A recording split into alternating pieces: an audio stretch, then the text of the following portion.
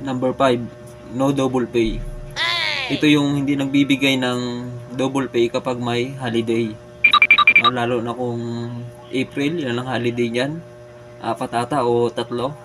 Kapag nasa isang buraot na security agency ka, huwag mo nang asahan yan. Pero kung nasa matinong security agency ka, swerte mo kapag sahod. May double pay ka na, malaki-laki yung sahurin mo dyan. Number 6, ito yung walang pondo. No? Kapag sahuran na, o kinsinas o katapusan man yan,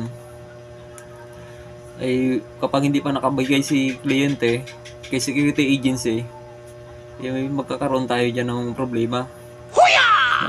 Magkakaroon ng delay na sahod.